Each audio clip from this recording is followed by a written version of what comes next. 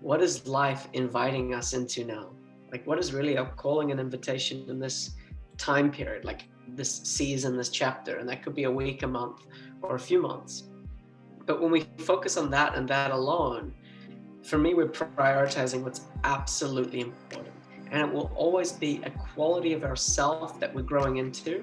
And when we grow into that quality of ourself, we're also growing out of certain patterns and behaviors that are not a reflection of this new quality of our maturity and authenticity.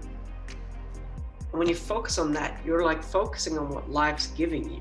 You're focusing on the highest way forward. This is for me like the master question, like what is life inviting me into now? And you can ask it just through meditation or through looking at the situations of your life. Like, what is life inviting me into through what's happening in my body, in my life, my environment? And you find the focus point. Now you'll start to see real change happening, and you'll start to feel the sense of speeding up. Welcome to your awakening journey. Today's destinations include higher consciousness and actualized potential. If all ascenders could now please be seated in a comfortable meditative posture, we're about to ascend.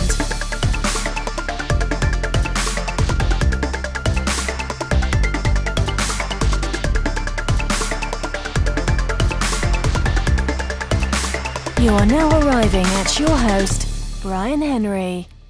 What is up, Ascenders?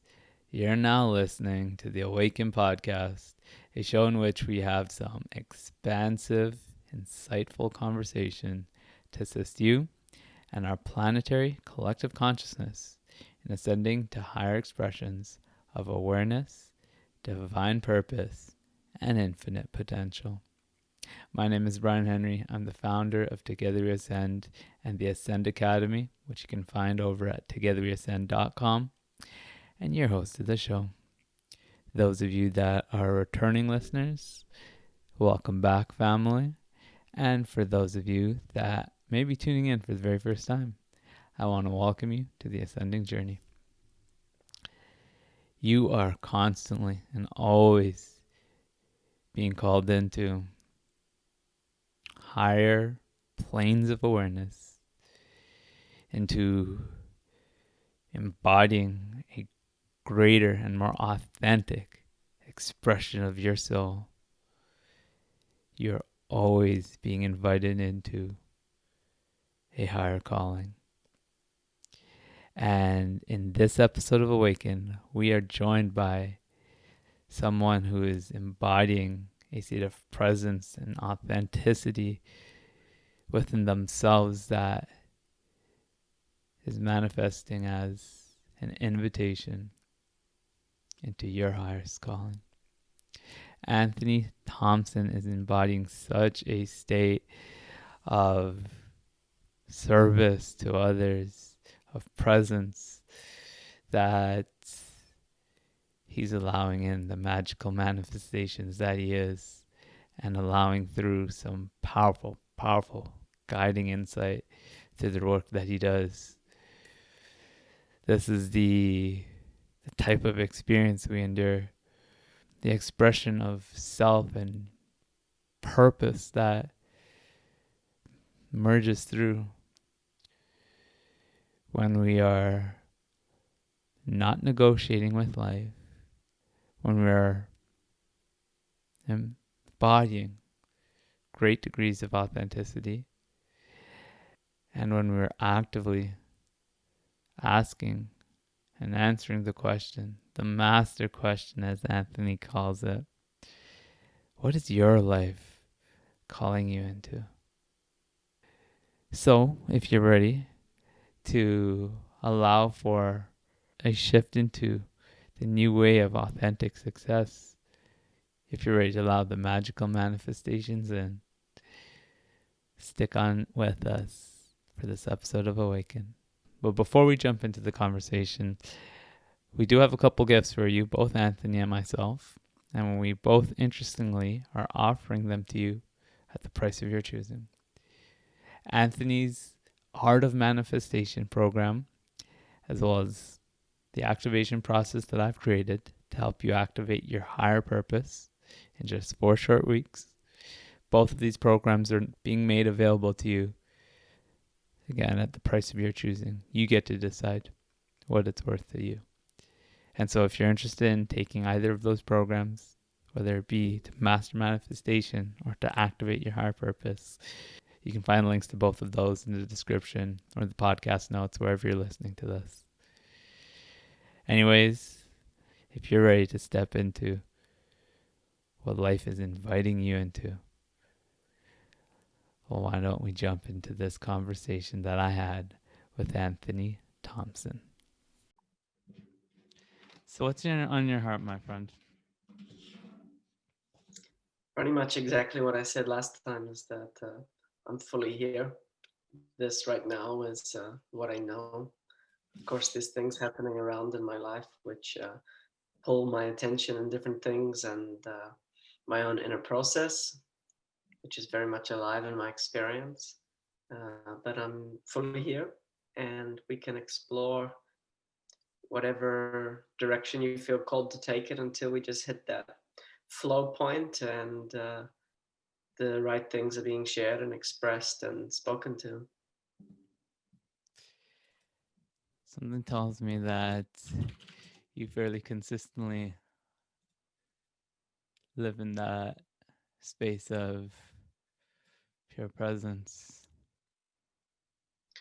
Yeah, I don't even know, right? Because I don't have this contrast or like comparison anymore. Like I'm just me being me. And when I meet someone else who's perhaps less connected to what's here or more in other things, then I could say, yeah, I feel I'm at present, connected here. But for me, I really don't have a comparison to say I'm here or there or whatever. So it's no longer this in and out for you, huh? No. I want to ask what's that like, but that would probably recall going back and assessing what it felt like in some previous moment of time, which probably flies in the face of exactly what we're getting at. Yeah, I'm really terrible with memories. It's like if you put all my memories on a field, I feel the field would be hundreds of kilometers long, and I'm trying to tell you the details from something that's a few hundred kilometers away. So I feel my access to memories and what they actually were like.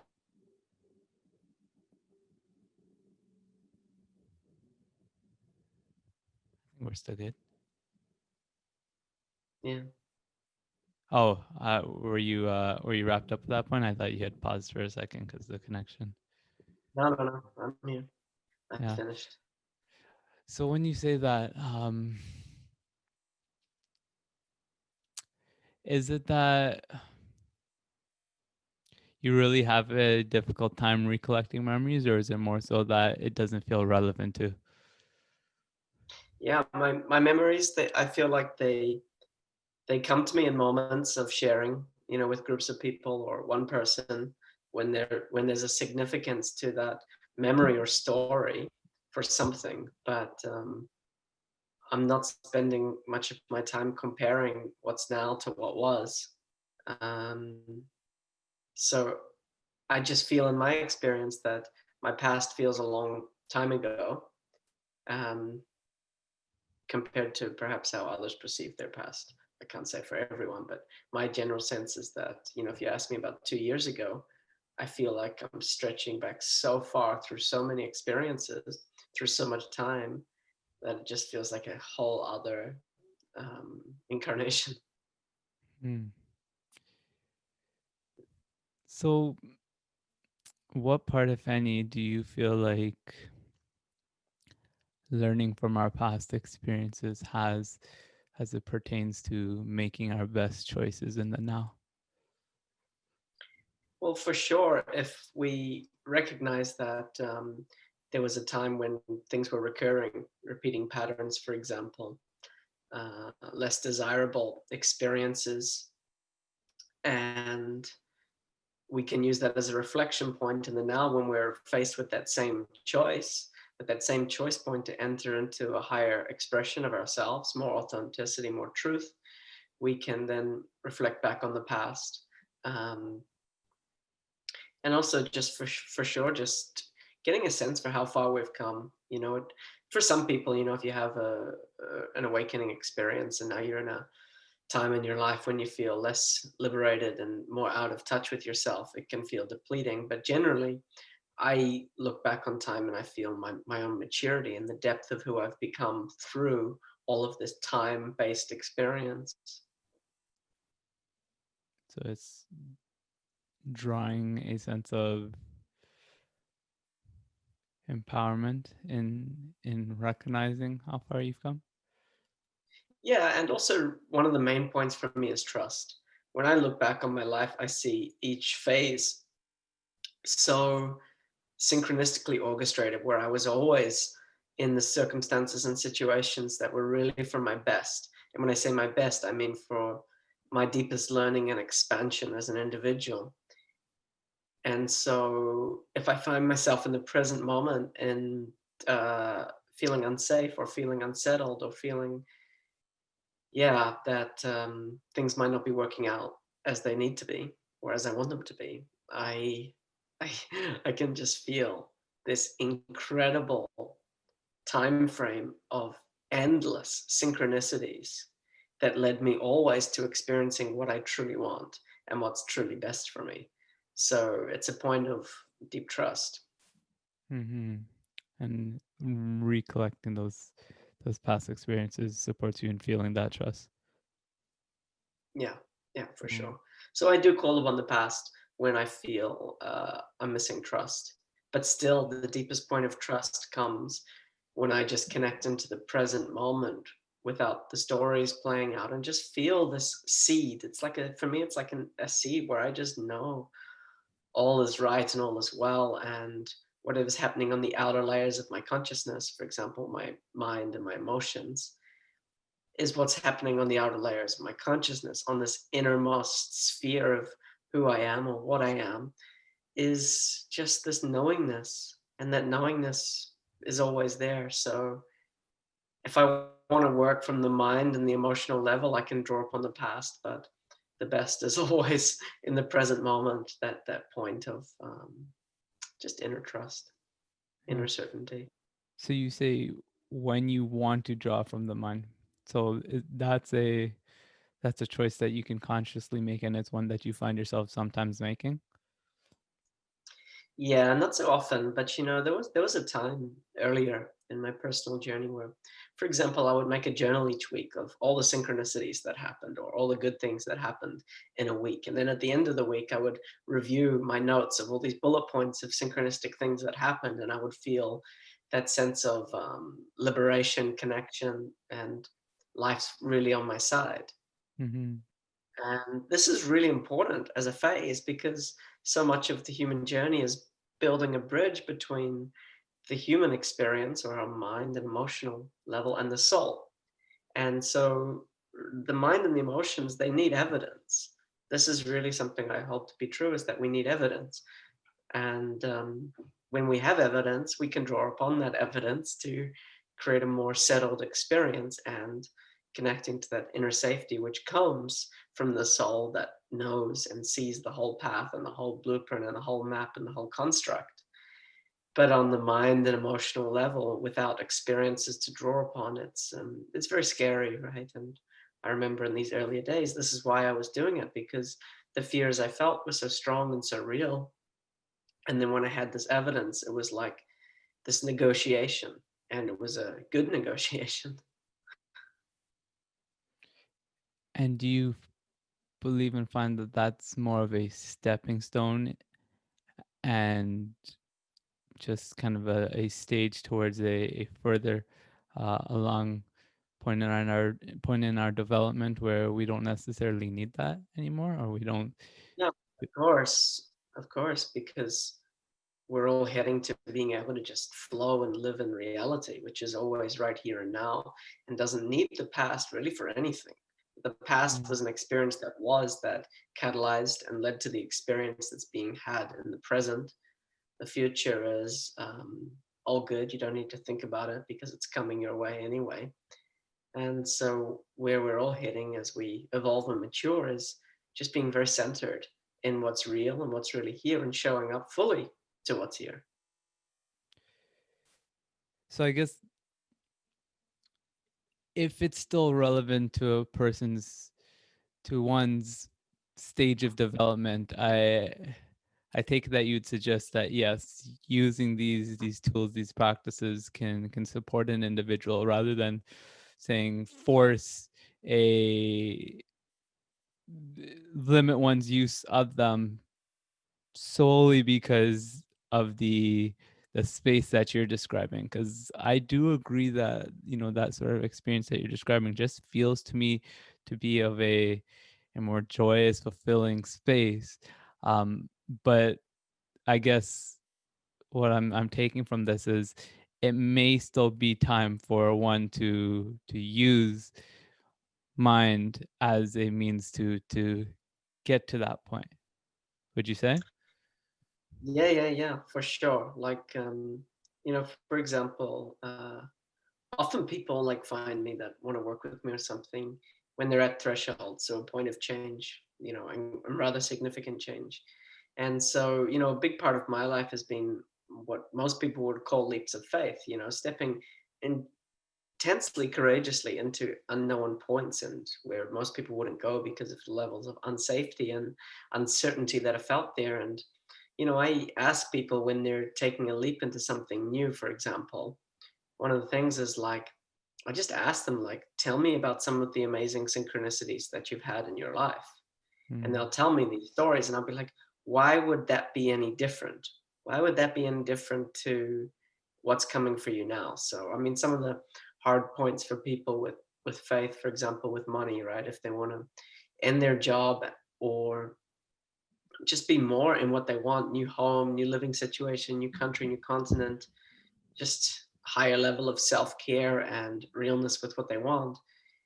And if their income is not matching that projection onto the future, that same sense of, if life can bring one synchronicity in this way with people, or just whatever, why can't it bring it with money too? Why is this any different? And it's just different layers of stories. So back to the question, it's like you can use events from the past to help you find more confidence and safety in the decisions in the present. Mm. Yes, I'm really glad that we're diving into this because um, just to bring it back to my personal experience, I'm I found myself on this inflection point where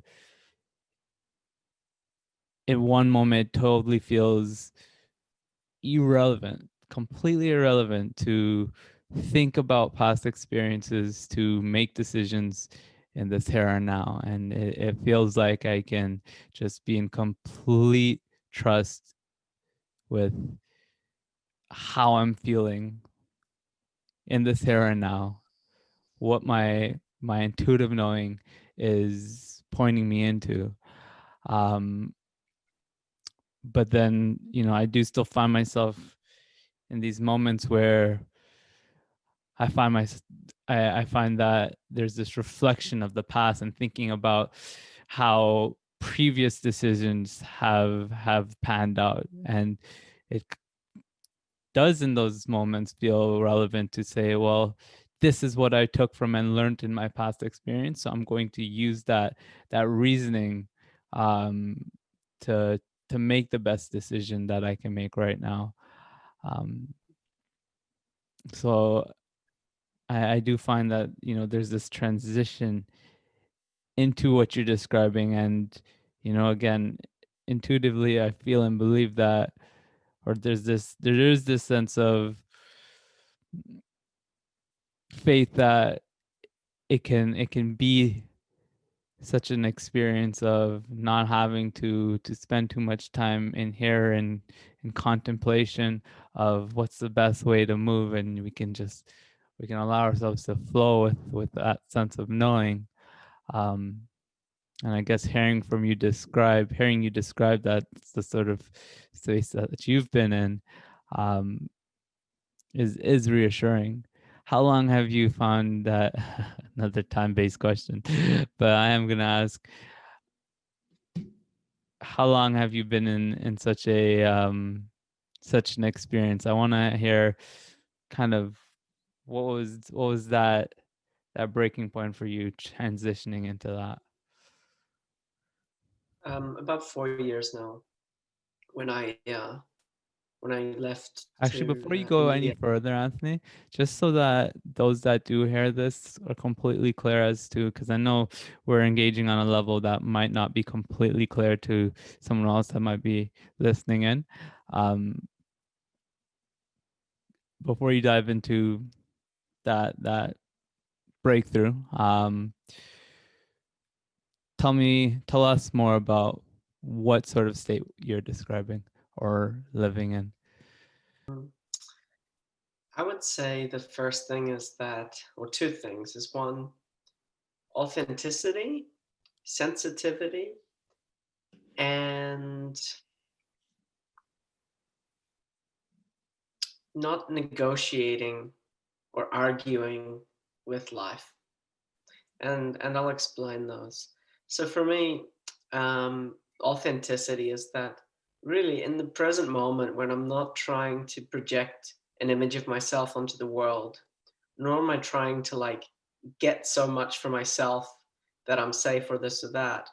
I really interact with my experience, whether it's, just with the person, with what I'm working on in my business, or my own inner feelings. I just really meet it with a sense of like, yeah, authenticity, not trying to hide from it or not trying to make it this or that, but just really engaging with what's in my life from a very, I would say, a naked place, like a place of,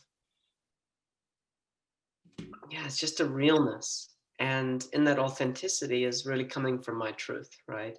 So holding what I know to be true for myself in relationship to, my interactions or things like that. I'm not trying to be anything other than what I am, truly now.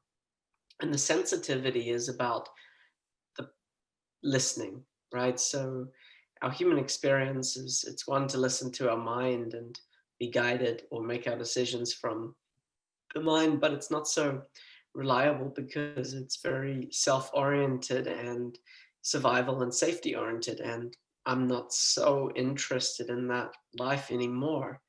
And so the sensitivity is really listening in each moment to what's happening or what's trying to be revealed through my experience.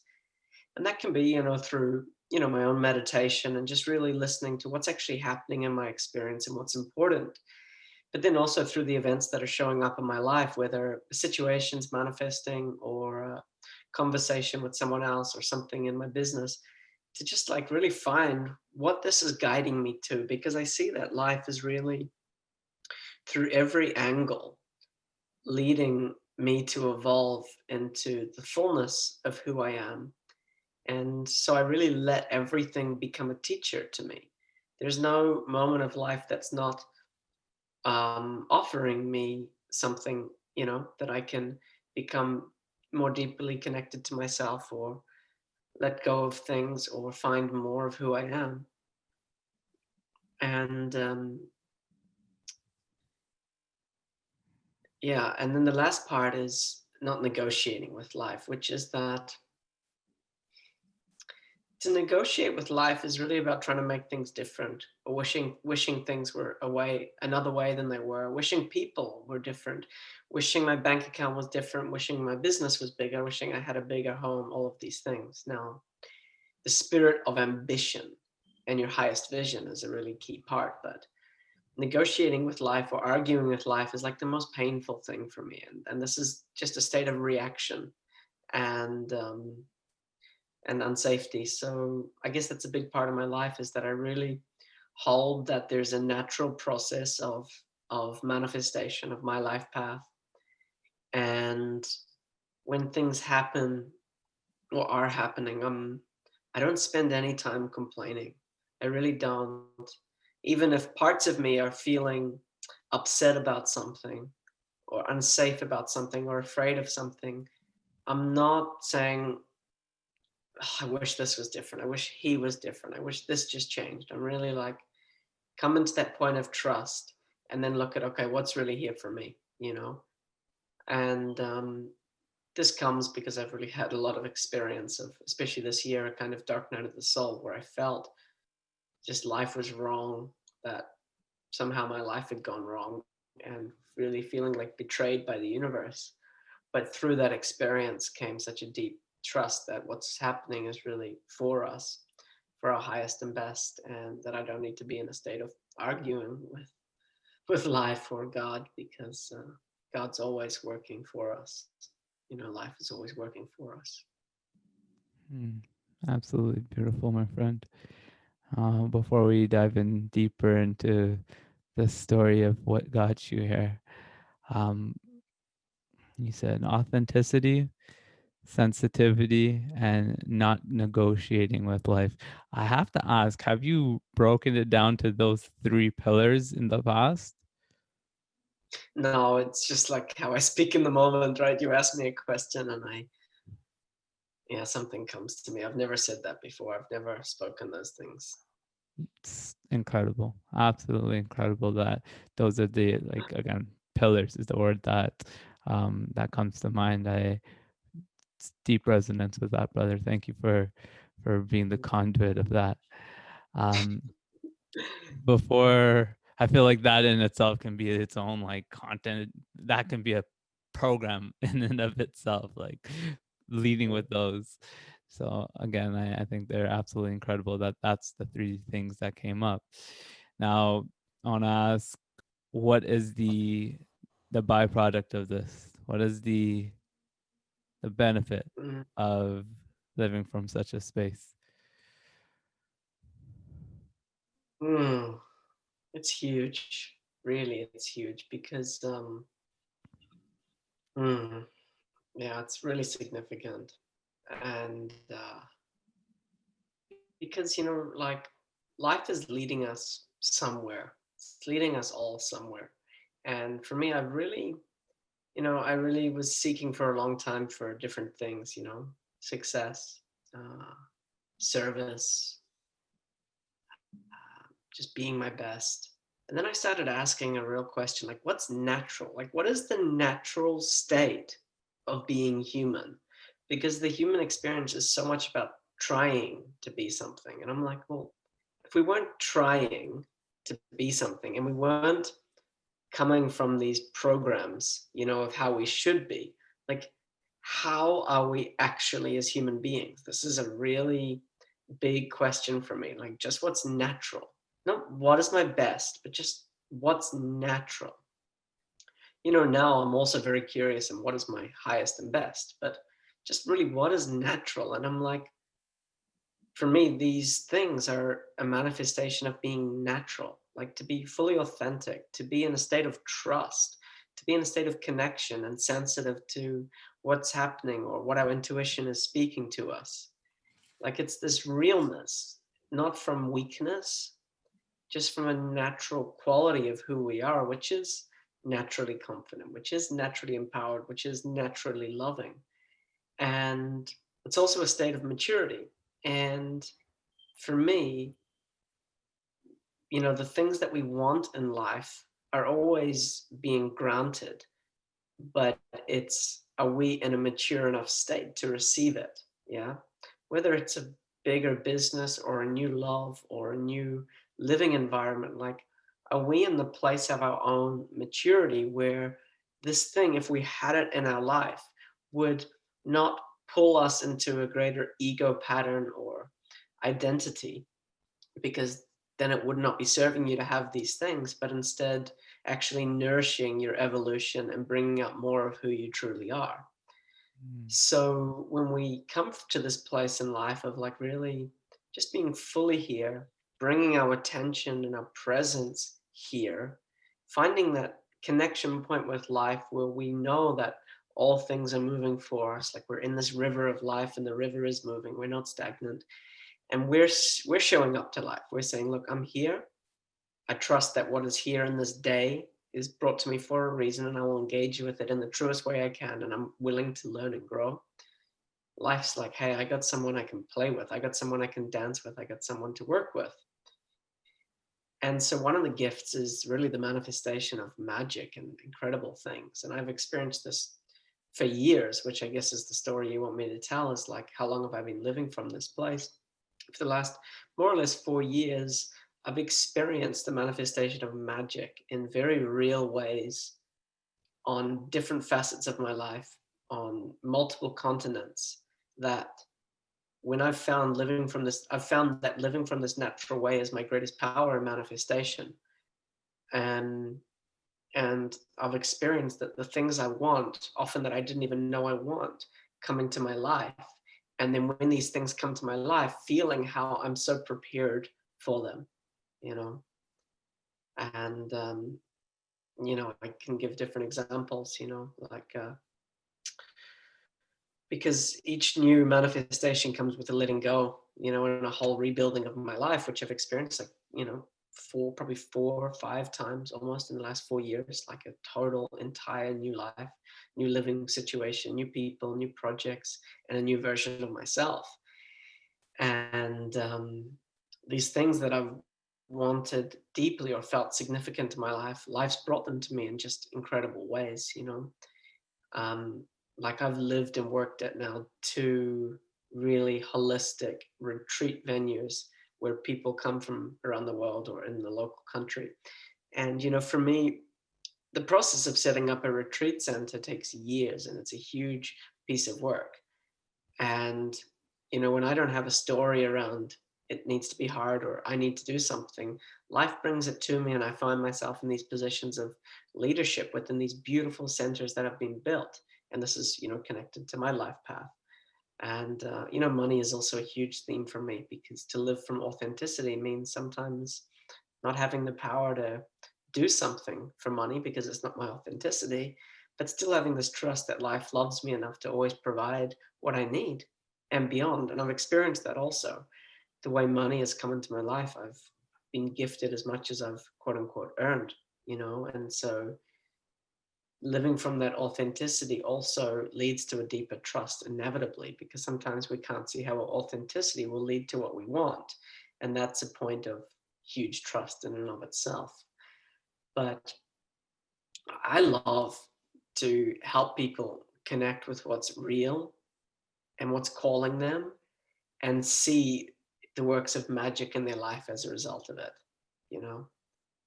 And manifestation is something I love, and it's one of the things I've explored, because manifestation is taught in so many ways. And I can only speak, from my experience, and just finding that the more natural I become in me, the less I have to try to manifest or achieve something. It finds me. And people say, like, what you're seeking is seeking you. Which you could say is that I would term it like this: is that life or God or source or the universe or nature knows exactly how to bring you the things you're seeking, whether that's an internal state of being or something in the world. So you don't need to try so hard to get it. You just need to work really from the present moment and find the gifts that are actually here right now, and know that when we unfold the gifts that are here now, that's how we walk the path.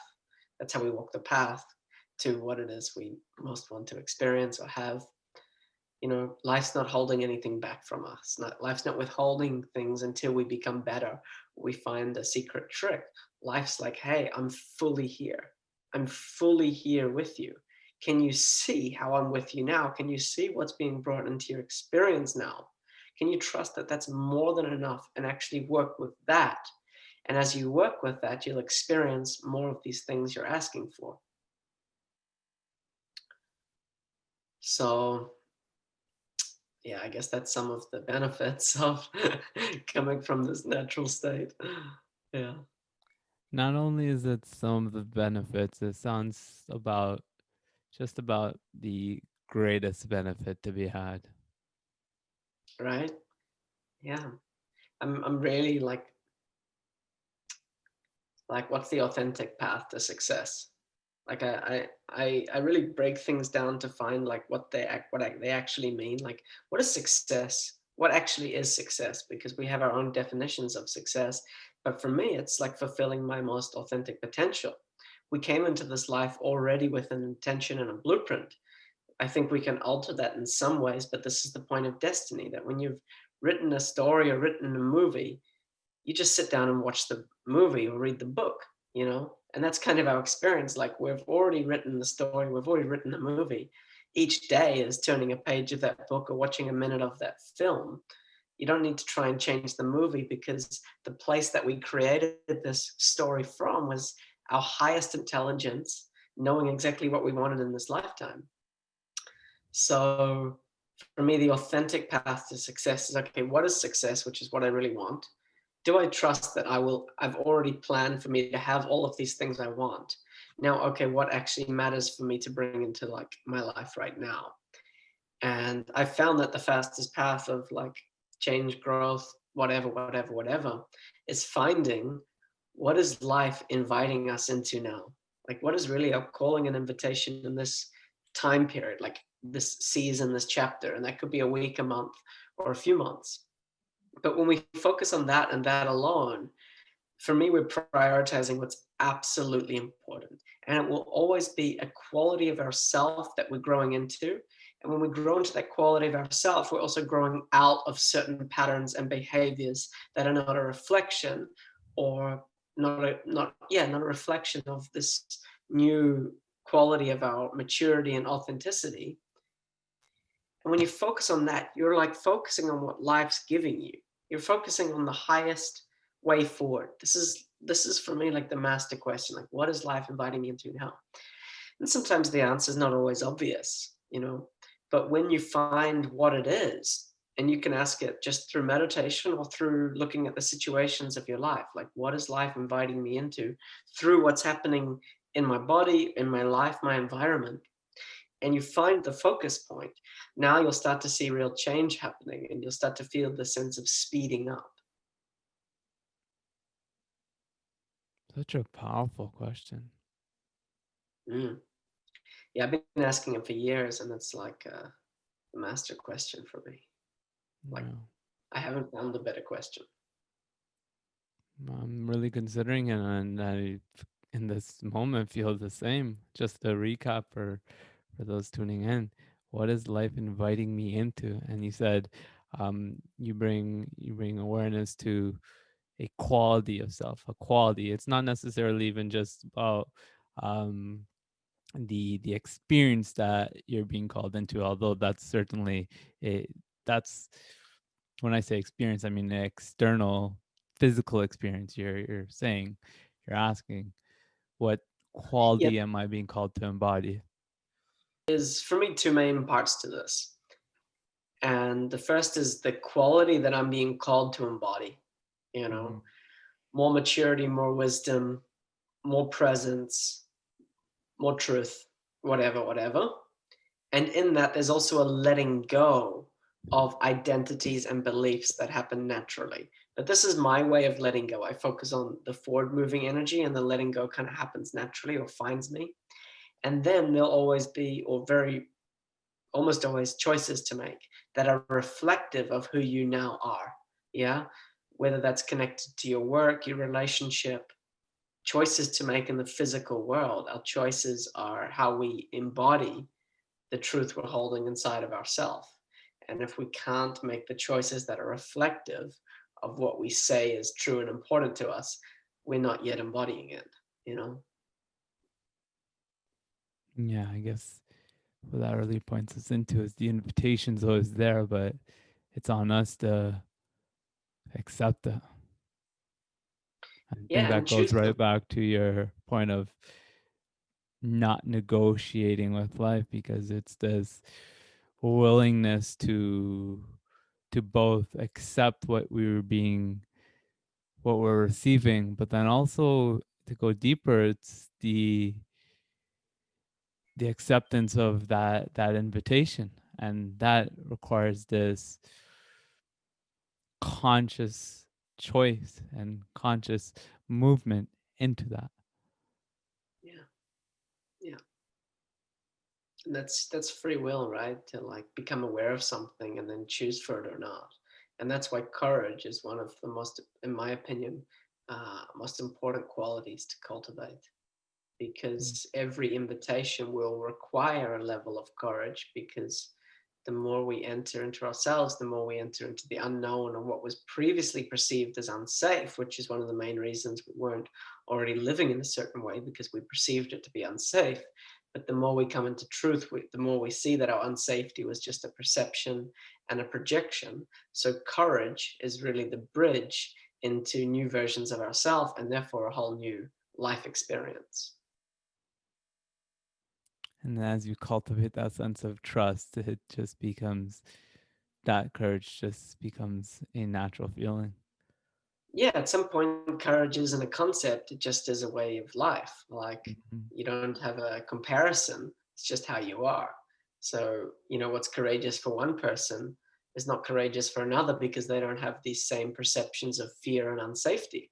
You know, only in the presence of false ideas of what might happen if I choose this way of being or this choice, do we create the idea of courage, which is fine.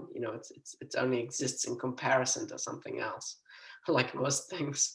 um, but courage is a human quality. It's the ability to surrender our fears, previous beliefs, and ideas, and make a decision in the presence of those feelings and those ideas, and trust like the higher wisdom, the higher invitation that's coming. That's courage.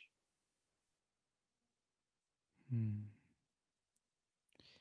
Now you to bring it back to that experience of magic that you're having as a byproduct of living from this place of authenticity and trust. One thing that came up that I wanted to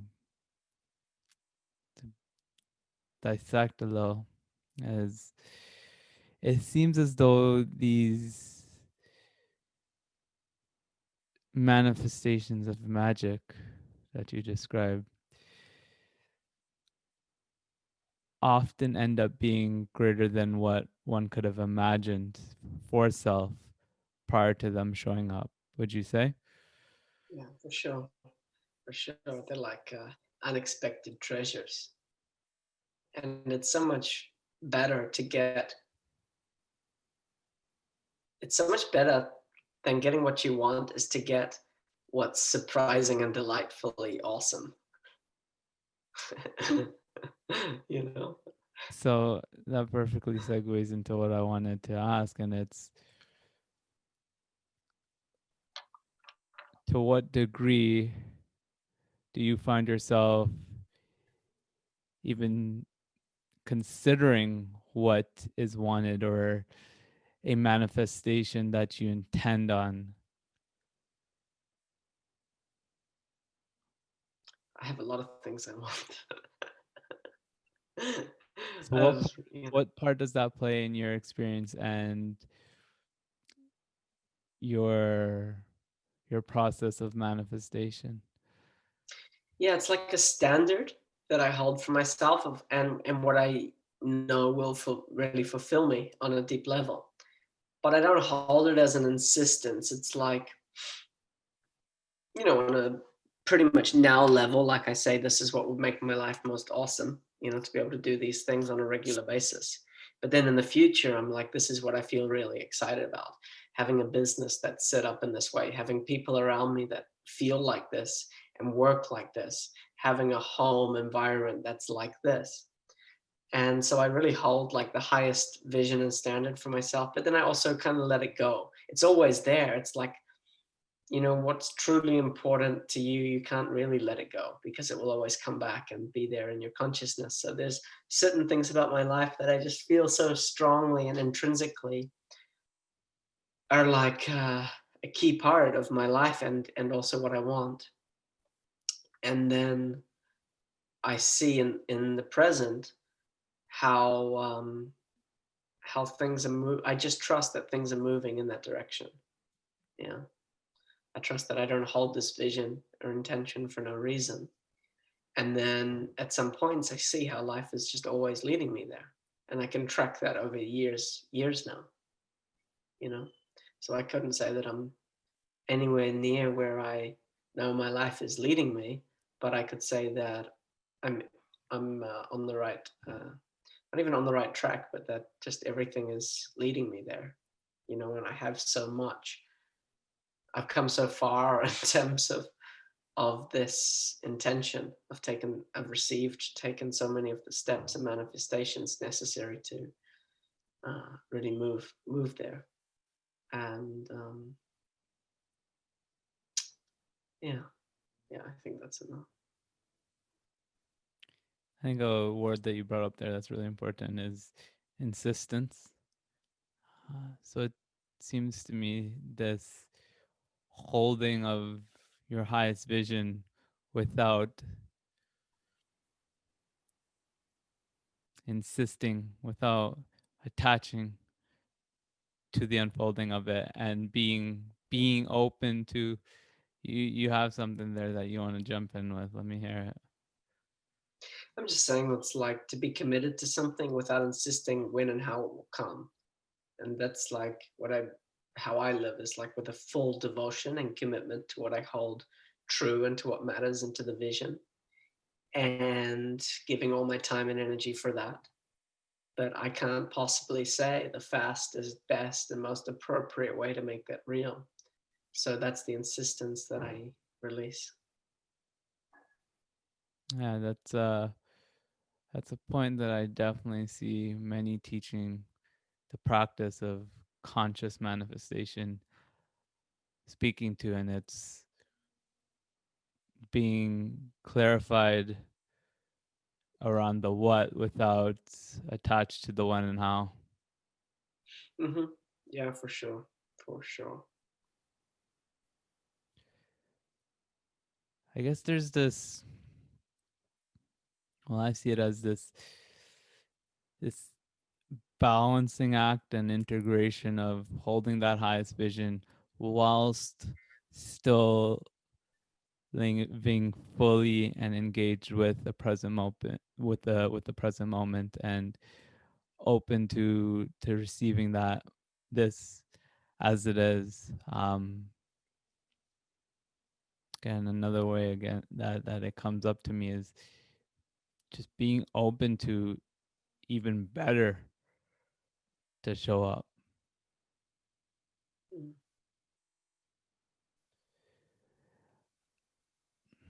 Yeah, all of these notions can get pretty interesting to try to understand with the mind, because we can spend the first 20 minutes of our conversation talking about living fully in the present moment, and then we can transition into talking about having a vision for the future, and both of those things can hold importance and truth.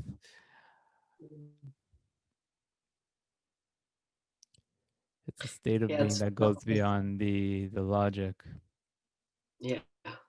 You know, and the idea of being fully present isn't something that's inherently exciting, you know, to a mind, but like to be fully living life and to be experiencing it truly thrilling, deeply meaningful, filled with richness and love and magic. That's exciting.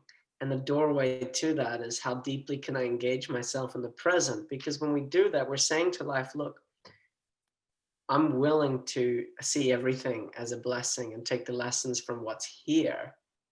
And therefore, receiving more won't just be a temporary stimulus, but just another way of receiving and meeting and engaging with life. And that's really how I see it. And for sure, different realities have a different level of nourishment and magnetism to them. But also, it's the way there, really, in my opinion, is that to hold this vision, to set the standard for yourself, to say, this is what I want. This is really what I want. And yet to go, okay, I'm going to bring that energy and that version of myself that is connected to this higher reality into the present moment. And when you do that, you'll start seeing unexpected gifts and lessons that are here now. And then at some point, as you mature into that version of yourself, your present reality will start to feel old.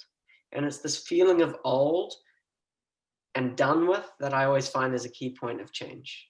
It's a very natural feeling. It's not a stimulated feeling of, I don't like this, but it's a sense, it's like wearing old clothes that you once liked and then you put them on and it's like, I don't feel good in these clothes anymore. And it's not like a judgment to the clothes, that you look bad and then you feel insecure in the world when you wear these clothes. It's like an inherent sense of these clothes no longer feel right to me. I'm going to throw them out and get something new. And then you find something new and fresh that's like, maybe you've never worn these colors or this style before. And you're like, oh, wow. Yeah, that feels so good. And it's very intrinsic. So it happens in these rhythms then, these cycles, chapters.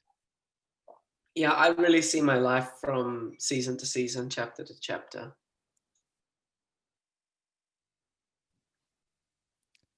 Tell me more about the feeling sense of transitioning between those chapters, knowing when it's time to. Can we break it down into two different phases? Two phases of transition. Yeah. Okay. Let's see. So when it's time for transition, there's different points of evidence.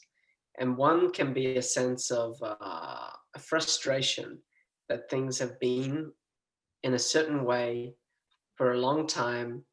And that sense of frustration was once really subtle, and now it's getting stronger and stronger and stronger. And you can't just break it down to something. It's very intrinsic, and you're like, I need to change something. Something needs to be different. Whether that's you've put off living your vision, you've put off something for a long time, you've settled for a relationship, whatever it is, it gets to a point you're like, I've given this enough of a shot, or I've lingered in this long enough that now is that point. And that's like close to the tipping point. So that's one point of change that's quite common for people. And one of the things that I really do in my work with people is helping people get more sensitive, that they can feel what's really true and what's really not true for them, because the mind can be so subtle that it knows how to really entice us into certain beliefs of safety, and therefore staying in like lower vibrations of ourself and our experience. So that's one point. The other, which I love, is just pure desire, like very pure desire. And this is when we work from intuition and impulse, when we just really feel, I want this, or I feel called to this. And that calling is here and now. You're not saying, okay, great, thank you, life, I'll just let that come in the right time. It's like when that calling comes, like I feel called to move in a certain way. I feel called that I want this now. And that's also the point of like, okay, you can start working with that point of change right now. So desire is a mechanism of evolution that has been suppressed because we haven't trusted it. We haven't understood the mechanism of desire. And, that's the maturity, learning to distinguish between when something's just, I want this because I don't trust life. I want more money so I can do it like this because I don't trust that I have what I need now and more will come later. I would call that like more of just an old paradigm desire. A new paradigm desire is really this inherent calling to something that feels more liberating and exciting and true. And I've learned to understand that within myself. And we can all tell the difference. We can really all tell the difference when something's intrinsic and it will not go away because it's intrinsic, and when something is just a temporary safety or satisfaction because we don't have that inherent trust about life. Describe to me more deeply, the difference between those two, that pure desire and that one that sounds like is more based on a sense of fear, anxiety. resistance.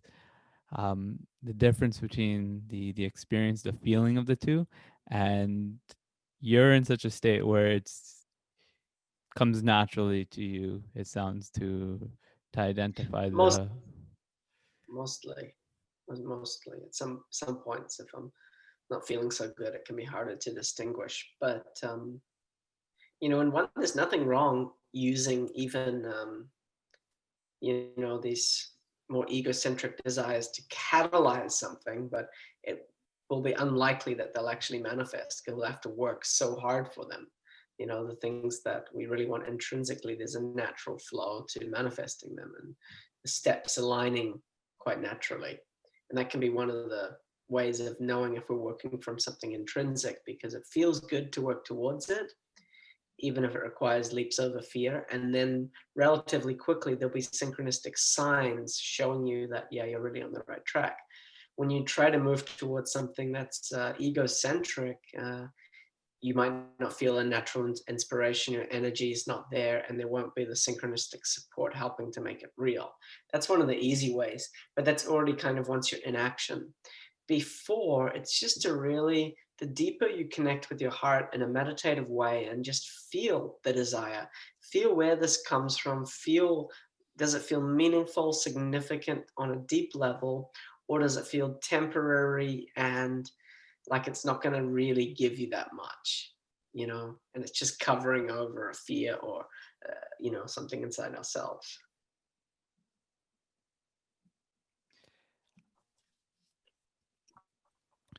I think a lot of people are still at a place where it can be difficult to tune into that. Just to paint some clarity onto this, what we're getting into here is, I would describe as the difference between a purely divinely inspired desire and one that's happening from a place of ego and fear, that's stemming from there. The thing Tuning is, into right, that. life will straighten you out anyway. What So was it's that? better to, Sorry. life will straighten you out anyway. Life will straighten out your desires. It's better to be moving towards something without such a strong attachment to it, but still fully going in the direction of your desire, than not going at all because you don't know if it's right or wrong. In the beginning for me, I just went fully for what I desired. And those desires just molded and changed and found a more authenticity over time. So, you know, life works with you wherever you're at. Life doesn't need you to be anything better or need to be more pure or anything whatsoever in order to help you along your way, help bring about what you really want. What it sounds like you're getting at is, it's better to be consciously moving towards an aim rather than sitting in contemplation of how we are being and if we are being in the right way.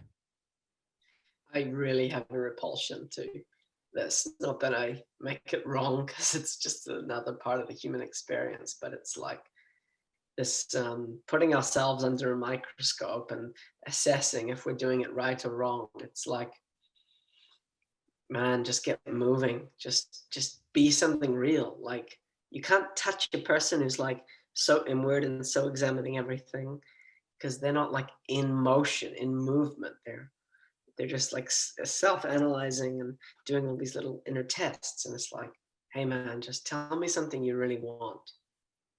Now, can you just start moving with the steps that you think will get you there?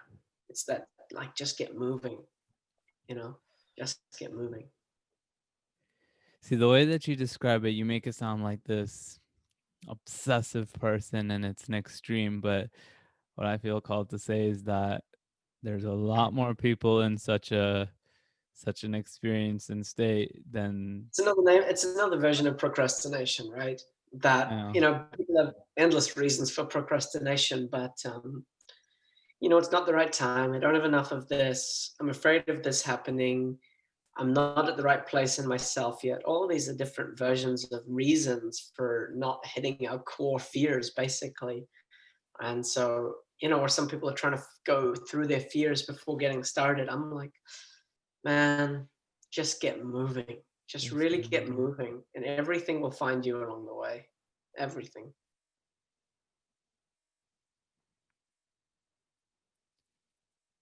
I feel like this coincides that personal development spiral, that the paradox of personal development, where that constant desire to improve can lead into this feeling of I'm not good enough yet. Yeah, I was speaking with my partner about this morning, because she's so driven for her best. It's incredible, like more so than me in many ways. And for me, it's like a balance. Can you love and accept and appreciate all that you are now, whatever that means, all what your life is now, and equally want to be better and experience more? Simple formula. That's the And some people need the balance the other way. So some people need more ambition and desire, and some people need more love, more connection to the moment, more acceptance and compassion. and it's this balancing out, because you'll find in one moment it's time to move a little bit more in one direction, and the other it's not even direction, but bring more of that energy through is a better way to think of that, I think. Yeah, for sure. Tuning into what is most deeply wanted at the level of soul. Sure. That's like a sacred process that we can do in a semi-ceremonial way. Grab a journal, write down the things that are important and that you feel called to, meditate on them, come back to them the next day, and then make a personal declaration of I want this and I choose this.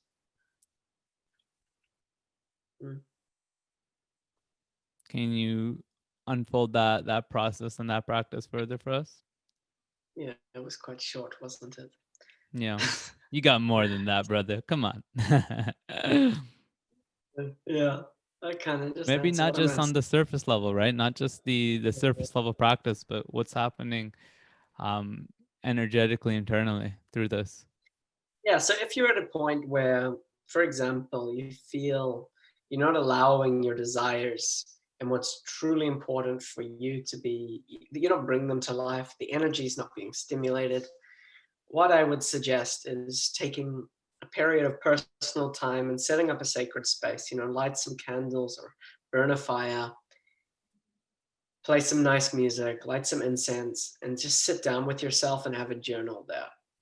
And do some, just a little bit of meditation. And then in your journal, just write down, like, what do I really want right now? What would I love to be experiencing more of? And what would I love to be doing more of for myself? Exercise, meditation, better health, sauna, whatever, more friends, better coffee, if you were really treating yourself in a more loving way. And the other questions, what is it I really want to be moving towards? What would I like to experience more of in my life? These are great questions to start stimulating that ambition and desire. And then you can go through those and really find the ones that pull you the strongest, that really just you feel the strongest right now, because you don't want to commit to so many things in one go. And, that's very important. And then you can really just highlight the things that you want to really commit yourself to in this next chapter. Yeah. And the direction you want to move. And you can really then make a declaration, whether you write that declaration out in your journal. I commit to moving in this direction, prioritizing this, and spending more time in this way with myself and for myself. And then you can set up like, okay, how am I going to support this manifesting? What are the practices that I'm going to put in place? What are the choices that I'm going to make in the coming week to make this real? Now you're generating a source of momentum. And again, it's that momentum, that movement that starts to get us into the flow of life. Life will find us, but sometimes we need to get out of stagnancy before that can happen. So this is just a really simple kind of self-ceremonial way to realign. Can be just a point of realignment or to ignite something new.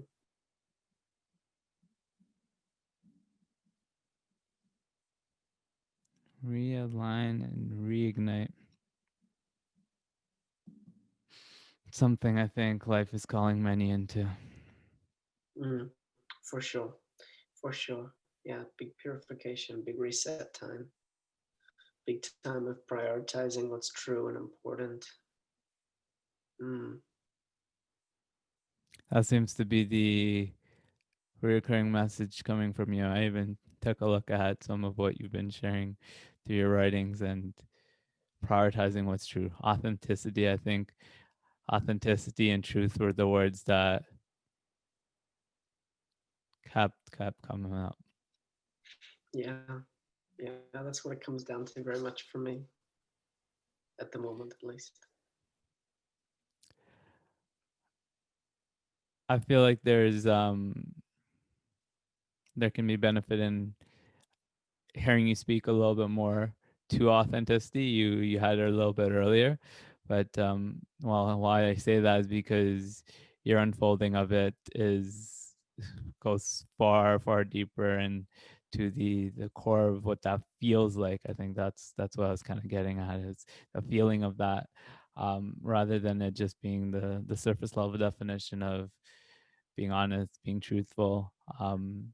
Oh, right, actually, what kind of came up earlier was, um, you know, getting to the heart of what feels most natural. Um, you had transitioned into speaking to that shortly after bringing up this idea of having a highest vision for self. Um,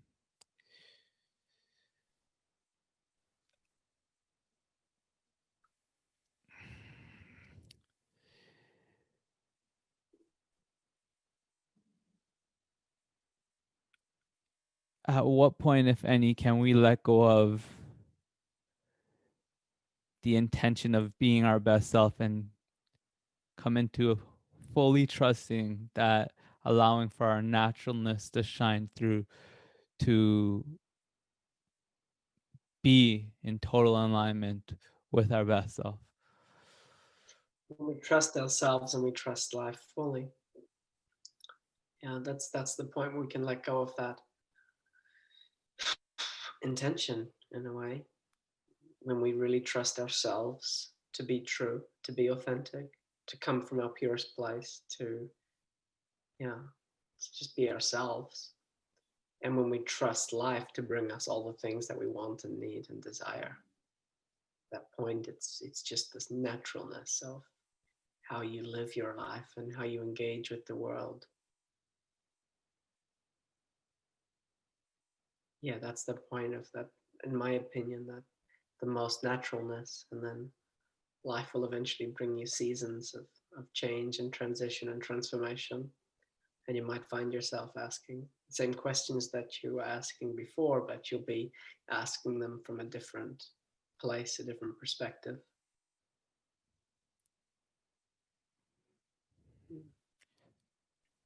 It's no longer thinking about how we can be our best, we're just being our best.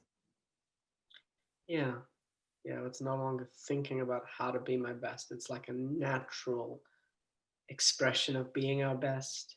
And then even when we cannot be our best, there's like an understanding that, okay, I cannot be my idea of my best right now because, I might be just in a time of feeling tired or some deeper emotions coming up, and our version of our best is not the version that we hold as like, okay, now's the time for winter. The version of my best is not going to be how it is in the summer. But the version of my best now is, can I engage with my experience in a very present, loving, authentic way, not feeling victimized, not feeling uh, like I said, arguing with life, feeling that this is wrong. And then as the energy comes back, it'll again be natural to shine and be courageous and be in these bigger movements and make choices that are reflective of our highest potential. But again, it's like, it can be very natural. I think at this Like I'm point, this idea of our best can actually impede the expression of our naturalness.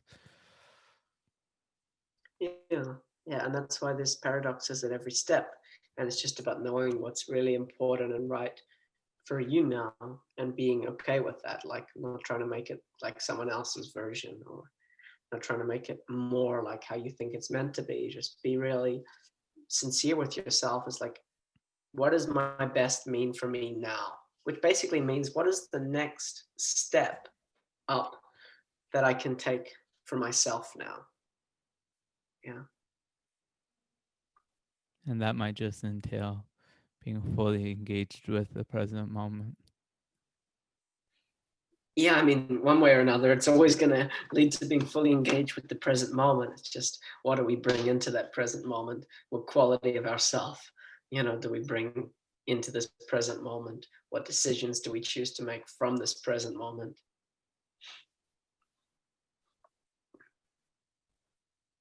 And sometimes it might be called for, or it might feel good to reflect on this.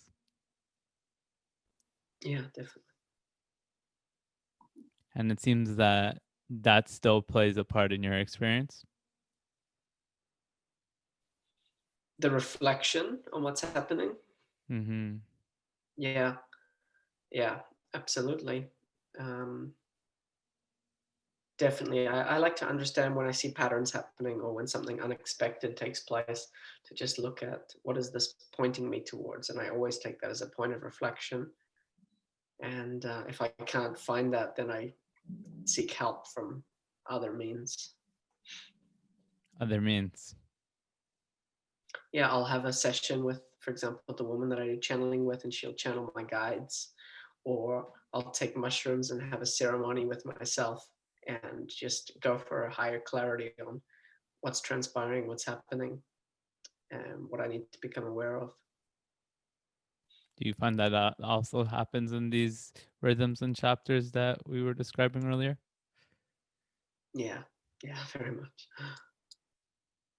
Yeah. Tell me if you share a similar experience where I've noticed this pattern between periods of insight, growth, introspection, and then following that a period of more, let's get things done, let's make things happen.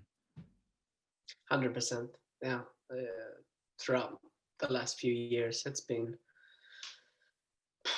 more or less an equal degree of that. I mean, sometimes it's also flowing so beautifully together at the same time, when there's like such deep inner transformation and outer expression of the world. And then there's sometimes when it's just very, very deep inner transformation for months, and huge external focus as well. Again, it's like learning to work with that naturalness, and that should feel natural, whatever is happening.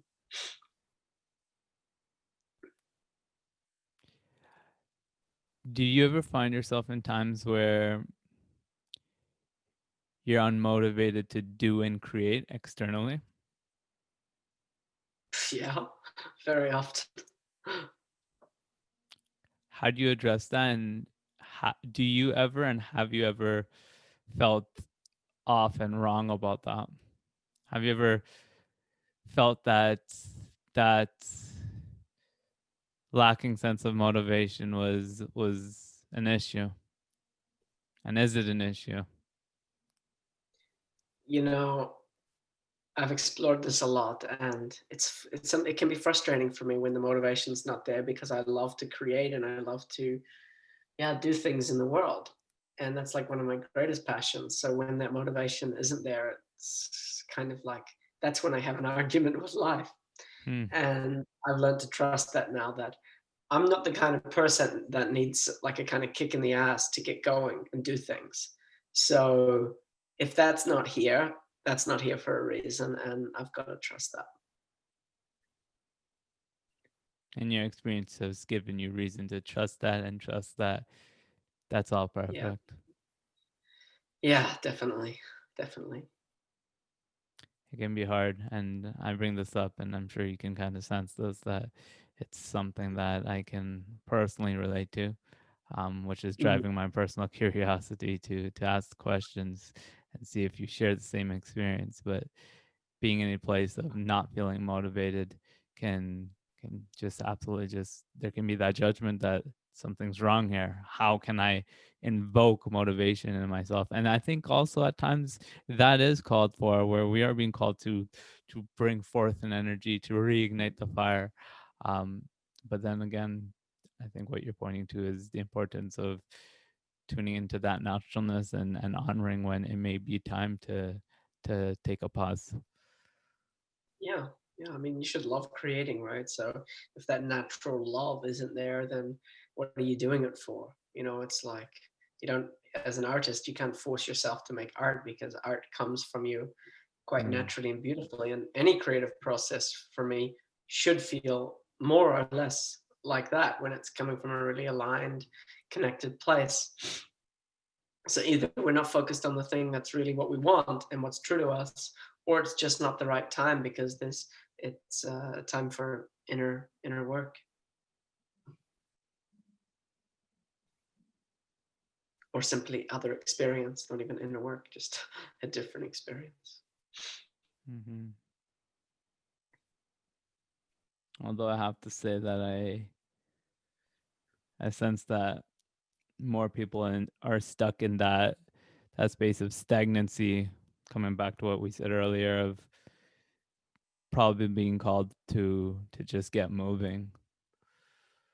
For many, but not for all, for sure.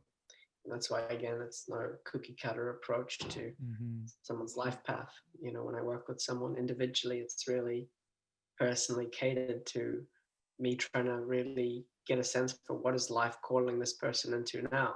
And then once I can feel that, I just fully go. And for some, it's really deepening some things inside themselves, and other, it's just really an explosive change in their life or in their work. It can go both ways. Based on where that individual's at. Mm-hmm. Mm-hmm. Tell me more about the work that you do. Yeah. So I guess this is my work in like bigger business level, and then there's my personal work. So my personal work is really about helping people move into their next highest calling, and that's basically more or less a lot of what we've spoken about, which is what is this next chapter of their life. And that will always manifest a process of inner maturity and inner evolution. And then what is the life that's calling them that is reflective of this change. And so, if it's in their business, it will always be bringing a greater authenticity and connection to their real soul purpose in their business. Or if it's in their life, it's like, who are you really? And why are you not allowing yourself to be that? And what does it look like when you really embody yourself in your life right now, and helping people through that transition?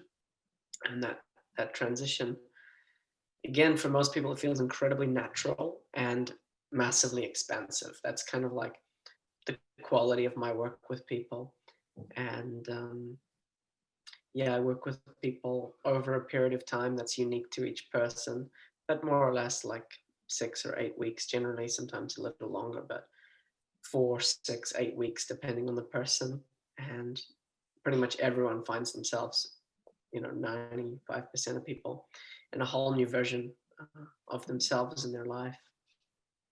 And then education is something I'm really passionate about, creating education platforms for reaching a greater number of people with these same teachings and tools and guidance for aligning with what's true and real, and finding that their flow in life with their higher calling. So right now, I've co-founded a platform, Amera Academy, with some amazing people. And later this year, I think I'll be launching the Awaken Academy, which is this inner work for men. And yeah, I'm hoping this year to also partner with other people doing this transformational education. I feel it's a big part of my personal path and blueprint to make great education for people. I love that term, transformational education. It actually, I heard this yesterday. People aren't looking for information, they're looking to invoke transformation. Yeah, yeah, exactly. And also for anyone listening for this, I I just during the session I kind of had a download about a gift to offer for the listeners. I've created a number of courses, and one of them is called The Art of Manifestation, which is all about moving from force to flow uh, within the process of creation and manifestation. And I want to make this available for any chosen donation, basically. And maybe you can just leave my email connected to the description, and people can write me directly, and I'll make that accessible. And yeah, it's a really amazing course, and it connects very much to the themes we shared today. Beautiful, brother. I appreciate that on behalf of our collective that you one have created that now. Is that something that's available as a choose what you donate option if you point them to a link, or do they have to reach out to you specifically for that? I can set it up both ways. Um, but no, what will happen is if they just send me an email, I will send them the course link for free, and then I will send like a PayPal link, and people can make a donation if they wish as well. Okay, so the other thing that I think we'll plan to set up is a link that we can point them to that they can dive into all Yeah, of this. So that's the yeah, art of perfect. manifestation. Yeah, create your life from flow.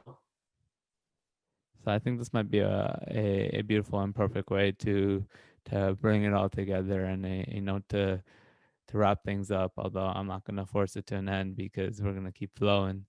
Um, I'm totally ready for this to end. I feel we're at the completion point. yeah, I think this is the last phase of it. Force to flow. Um, Describe to me what that shift feels like, what it entails, why that's a shift that we should even seek to make. Well, it's more or less this shift from the old paradigm of success and achievement to, in my opinion, the new way. And the old paradigm is all about, okay, here's what I want, and here's what is required to make that happen. And it's a very individualistic approach because it's step A, B, and C, and that will guarantee that I have the manifestation of what I want. And that requires force and will to get up every day and do step A, B, and C and over again until you have what you want. For me, the new way to success is working with the soul and with the flow and movement of the universe and the universal laws, which is that I've already created what it is that I want to experience in this lifetime in my version of authentic success. And it's a big focus, authentic success. And that when I connect from my alignment with source and with who I am, and then I focus on what it is that I really want, and like we said, like listen to what's really I'm called into right now, and follow that with courage and with devotion.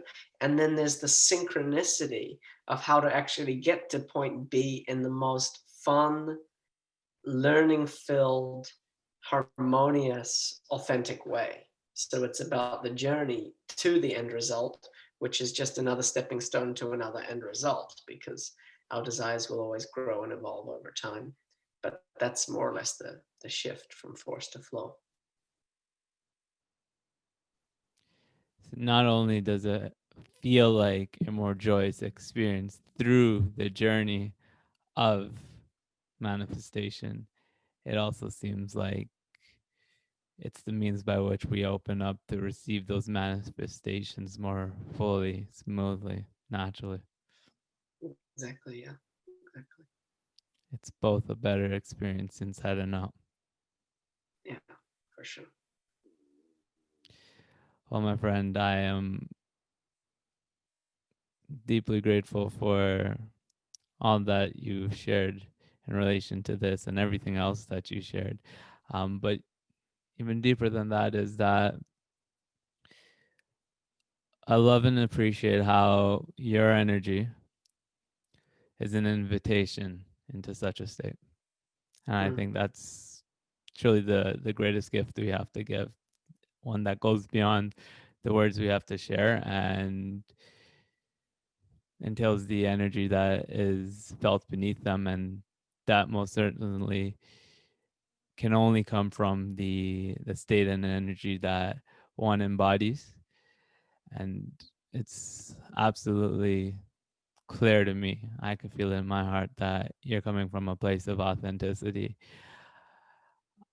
Another topic that I think I would love to have you speak to, perhaps in another discussion in another episode that would get you on, and that's where I slip in sneakily there, that I do plan to have you on for another one, is the topic of money. I think that's something that we can really go deeper into, because I know last time we spoke, it came up, and I do see a great importance in bringing those two topics together. Yeah, I'd love to. I love talking about money and exploring it, and it's still a huge teacher for me in my life, and has been for many years. And we can definitely do that, but not today. It's already full, and yeah, I feel that what's been shared here is really can be a key point of insight and ignition for people to move more into their own flow and their own calling. And yeah, if people want to be supported and go deeper with that, they can get access to this course or reach out to me personally. And yeah, so thank you for having me on. I enjoy sharing with you. I enjoy your questions and where we take this conversation. And yeah, with all my love and prayers, I wish each one listening to this a really beautiful journey in the next time of your life, and to know that everything is truly conspiring for your best and our best collectively. And yeah, the more we bring ourselves to life, the more life brings itself to us, seemingly. Absolutely beautiful. You kind of already in just that, I think, did it for us, but I'm still gonna ask the question, because this has been the grand finale for the last few episodes, and it's going to continue to be. Before I ask our grand finale question, is there any specific links that you'd like to point our listeners to before? Yeah, we can just put a link for my website. It's which Anthony is Thompson, anthonythompson.earth. Awesome. You ready for the final question, my friend? Yeah, man, let's do it. Brother, you just realized the ability to telepathically communicate to all of humanity. What do you say?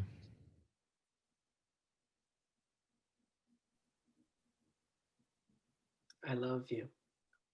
All is possible. You're not alone. Let's dream together. Let's choose for the highest experience of life together. Let's choose right now. Go, go, go. Choose for what you want. Choose for what we want. And know that it will be blessed to show up extremely quickly. We are choosing together now. Choose what's true. Choose our highest vision. Go for it. And let's celebrate the magic of each of our manifestations of this beautiful dream that we have planted here and now.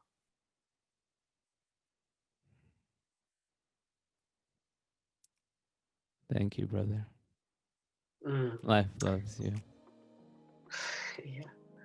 Much love to you. Much love to you all. Take care, my friend. See you, bro. Senders, that is going to be all for this conversation that I had with my brother, Anthony Thompson. I hope that this transmission posed as the invitation that it was meant to be. An invitation into your highest calling. Out of the old paradigm of forcing your way, out of fighting your way, negotiating your way through life, into the new way of authentic success. Flow, magic, authenticity. This is the new way, the new paradigm. This is the means by which we step into our highest calling. Once again, Ascenders, we're both, Anthony and I, offering you the opportunity to undergo programs that we've put out there at the price of your choosing. Anthony's Art of Manifestation program, the activation process to help you activate your higher purpose in just 4 short weeks. And again, you can find the links to both of those programs in the show notes or the description of this episode. And just thank you for tuning into this episode of Awaken. Thank you for being here with us on this planet at this time, in this beautiful, beautiful moment of our ascension. Until next time, keep ascending.